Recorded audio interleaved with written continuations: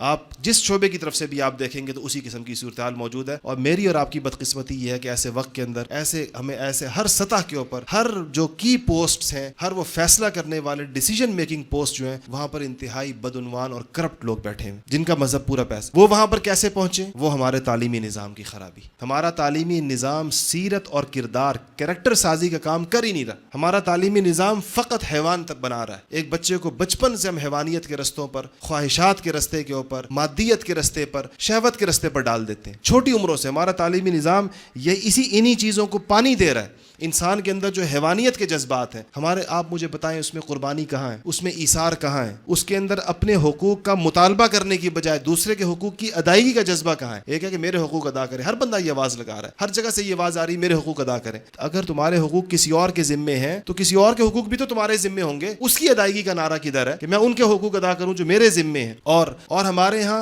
ایثار کہاں سکھایا جا رہا ہے؟ ہمارے ہاں قربانی کا جذبہ کہاں پر ہے؟ ہمارے ہاں اجتماعی مفاد کے اوپر انفرادی مفاد کو قربان کرنے کا جذبہ کہاں ہے؟ ہمارے ہاں تھوڑے کے اوپر گزارا کرنے کی کفایت شعاری کی تعلیم کہاں پر ہے؟ قوم کے لیے قربانی دینے کا جذبہ کہاں پر ہے؟ وہ لوگ کہاں پر تیار ہو رہے ہیں؟ اس کی جگہ آج ہم نے جو تعلیم پائی اس نے ہمیں کیسا ہوس اور ہرس کا پجاری بنا دی. آپ صحیح بتائیں, آج ہمارے تنخواہ دار طبقہ 5,000 3,000 کے پیچھے بنے بنائے کاموں کو چھوڑ کر جاتے ہیں دوسری طرف یا نہیں؟ اور جس کو چھوڑ کر جاتے ہیں بعض اوقات اس کی لٹیاں ڈبو دیتے ہیں یا نہیں؟ ایسے درمیان میں سے نکل جاتے ہیں کہ وہ آدمی جس نے ان کو ہائر کیا ہوا ہوتا ہے وہ لق دق حیران کھڑا ہوا ہوتا ہے کہ اس نے میرے ساتھ کیا پتہ چلتا ہے کوئی 3,000 کا مفاد تھا, کوئی 5,000 کا مفاد تھا. ہم نے اپنے آپ کو منڈی کے اندر نیلام کے لیے پیش کیا ہوا ہے کہ آؤ ہماری قیمت لگاؤ, جو ہماری زیادہ قیمت لگائے گا ہم برائے فروخت ہیں. ہم میں سے ہر فرد نے اپنے ماتھے کے اوپر ایک لیبل لگایا ہوا فار سیل, ہم برائے فروخت ہیں. کون ہماری قیمت لگاتا ہے؟ جو زیادہ قیمت لگائے گا ہمیں لے جائے, ہماری صلاحیتیں بھی لے جائے, اللہ معاف کرے ہمارا ایمان بھی لے جائے, ہم اس کے لیے بھی تیار.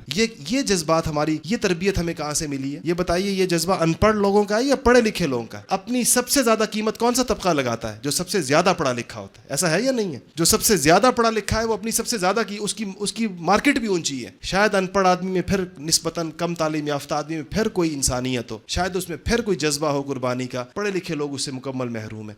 یہ اس نظام تعلیم کا نتیجہ ہے جس کو ہم پا رہے ہیں, جس میں اخلاق کا ذکر ہی نہیں, جس میں انسانیت کا کوئی تذکرہ ہی نہیں ہے, جس میں درد دل سوز کا اور قوم کے لیے مزاج کے لیے کڑھنے کا, اس قوم کے لیے اس کے اندر کچھ کرنے کا جذبہ جس کے اندر موجود نہیں. سوشل میڈیا پر سب سے قدیم اور سب سے ریلائبل برانڈ درسقرآن.com